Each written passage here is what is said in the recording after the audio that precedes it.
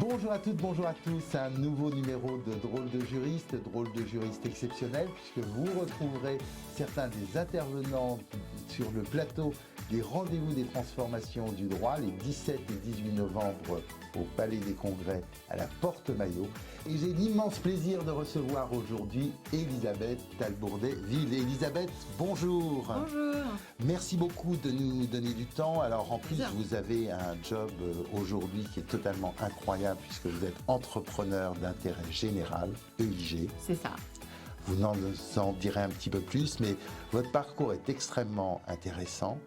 Et on va commencer dès le début parce que vous auriez dû être une première de la classe. Oui, peut-être.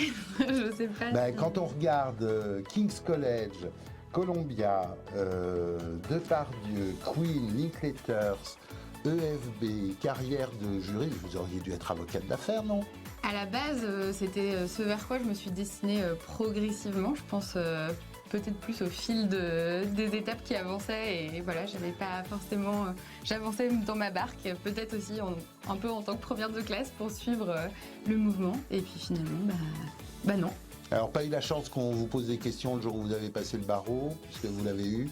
Alors non, c'est pas ça, je pense que c'est plus le fait que je me suis vraiment attelée à essayer d'avoir un maximum d'expérience possible et au fil de l'eau d'essayer de peut-être faire une sorte de liste de ce que je ne voulais pas faire. Donc en fait j'éliminais les choses au fur et à mesure et à la fin, finalement je me suis rendu compte que c'était pas la profession qui me correspondait tout court quoi.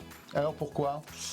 Je pense que ce qui me manquait en fait dans mon rôle, mais alors après évidemment j'étais très jeune à l'époque, j'étais stagiaire vraiment en formation de jeune avocate, c'était le manque de prise de décision autonome. Je pense que j'avais vraiment envie d'être dans le cœur de l'action, dans le sens j'avais envie de rencontrer les clients, j'avais envie de voir l'impact de ce que je faisais tout de suite. J'étais très impatiente, je pense que je le suis toujours un peu, mais du coup c'est vrai que dans un environnement qui est très hiérarchisé comme les cabinets, et on comprend très bien pourquoi, finalement je me suis dit je vais arriver au métier auquel j'ai envie d'arriver dans 10 ans en fait. Et j'ai pas envie d'attendre 10 ans pour avoir ce métier-là quoi. Alors on va voir comment vous avez brûlé les étapes, mais en préparant ce rendez-vous, en fait, vous m'aviez parlé de l'importance des codes.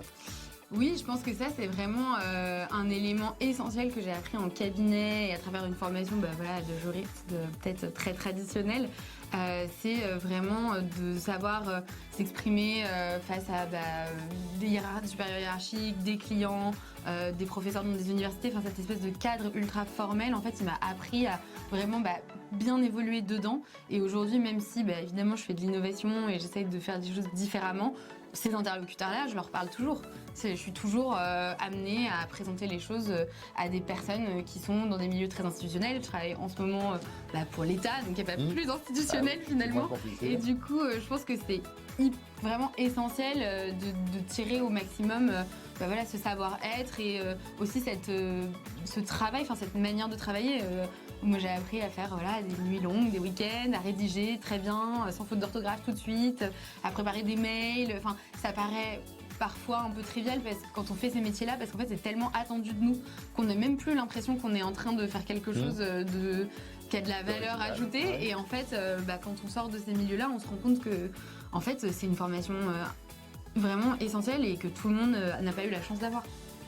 Alors, vous avez, durant votre période école de formation du barreau, fait une rencontre totalement incroyable durant votre PPI, je crois. Exactement, donc j'ai passé le barreau et j'ai tout de suite voulu faire mon PPI puisque j'avais vraiment envie de travailler en fait.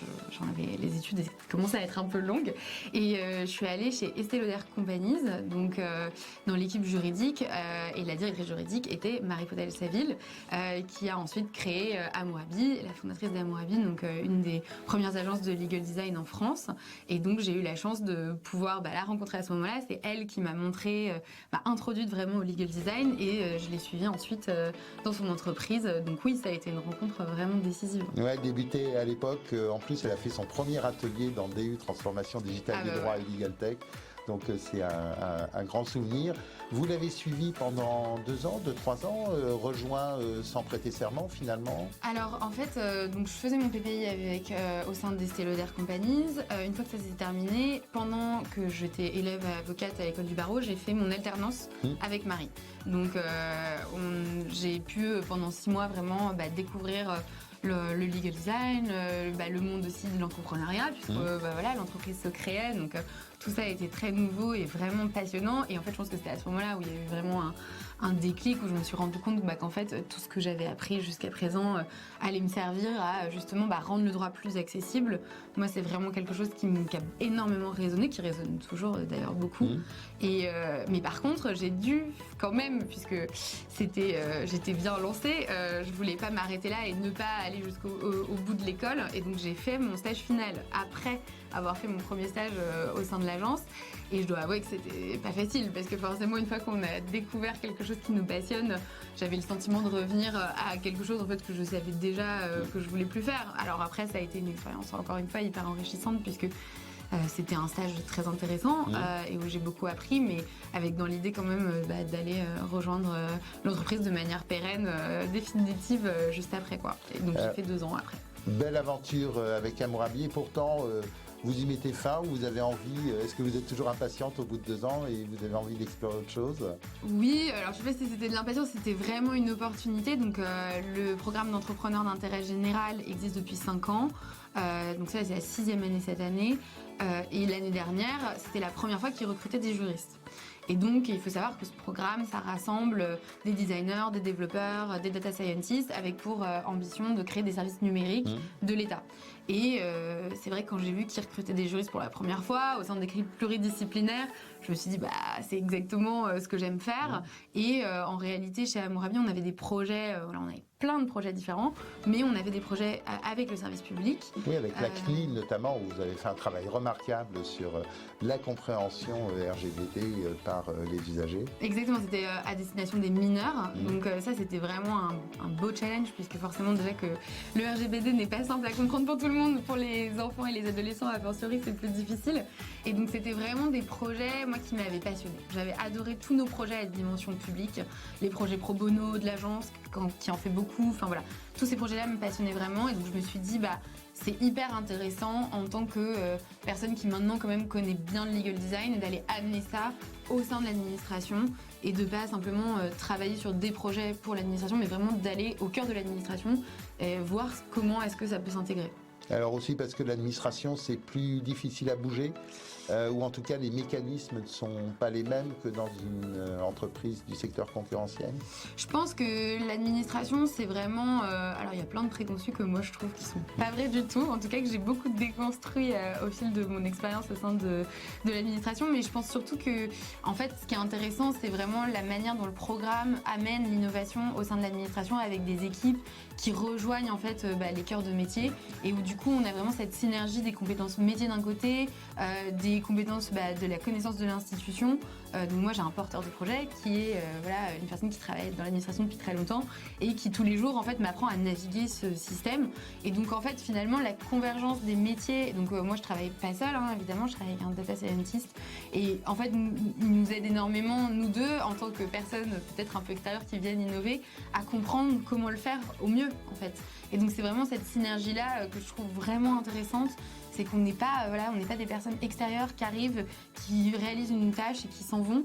On est vraiment là pour essayer de comprendre comment ça fonctionne et de voir comment on peut le changer. Et je pense que résolument, on peut le changer. C'est juste que peut-être que ça prend des formes différentes que si on était dans un secteur privé, quoi. Donc de nouveaux codes, mais aussi de très belles missions. Exactement, oui, c'est vraiment passionnant. Moi, je trouve que c'est très amusant en plus. Contrairement à ce qu'on pourrait penser. Oui, alors après, la vie de l'administration, moi j'ai eu la chance de travailler avec quelques très belles administrations. Exactement. Et d'en garder un bon souvenir. Donc il y a des gens qui bossent, il y a des très dur. gens intelligents, il y a plein de choses. Donc c'est vrai qu'il y a surtout beaucoup de lieux communs. Mais... C'est un terreau fertile à l'innovation, mine de rien. Je pense que ça, on ne le dit pas assez. Enfin, c'est quand même un endroit où on a un impact énorme. La DINUM, peut-être vous pouvez en dire 2 mots, parce que tout le monde ne connaît pas. Oui, bien sûr. Donc, c'est la direction interministérielle du numérique, et c'est l'idée de, justement, c'est le service qui aide l'État à se numériser, donc, mais à travers tous les volets de l'État. Donc c'est ça que moi j'adore à l'Adinium, c'est que, alors moi je travaille pour l'Agence de la transition écologique, l'ADEME, mais les projets en fait sont à travers tous les volets. Donc il va y avoir le ministère de la Justice, il va y avoir tous les ministères auxquels on peut penser, l'éducation nationale, etc. Et du coup, à la fin, on crée aussi une forme de promotion où cette année, on était sur 13 projets différents. Et c'était vraiment intéressant de voir comment on pouvait s'enrichir les uns les autres et comment quelqu'un qui travaille finalement au ministère de l'Éducation a plein de choses à dire à quelqu'un qui travaille à l'ADEME et inversement. Et donc, je pense que donc on peut encourager d'autres juristes rock'n'roll à venir rejoindre tout cela. Le temps passe trop vite, il va falloir conclure dans 10 ans, Elisabeth. Je sais pas ce que je ferai dans 10 ans. je me dis toujours que le legal design, quand moi je faisais mes études, n'existait pas encore complètement, en tout cas pas en tant que matière qu'on pouvait pratiquer et exercer. C'était un objet de recherche beaucoup.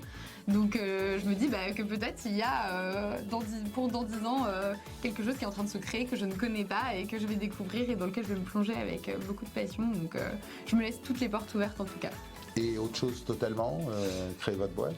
Potentiellement, ouais. L'entrepreneuriat, c'est aussi un volet qui me fascine. Après, j'ai vraiment envie, je pense que j'ai vraiment compris à travers les diverses expériences que j'ai eues que c'est une chance d'avoir fait du droit. Une vraie chance, parce qu'il y a beaucoup de gens qui n'ont pas la chance de le faire. Et donc, j'ai pas envie de laisser ça de côté parce que je pense que ça fait vraiment partie de qui je suis maintenant. Donc, il y aura toujours une composante droit dans ce que je ferai, mais sous quelle forme, ça reste à déterminer. Vous n'êtes pas qu'une drôle de juriste, vous êtes une incroyable juriste. Très heureux de vous avoir accueilli, Elisabeth. À bientôt. À bientôt. Au revoir. Au revoir.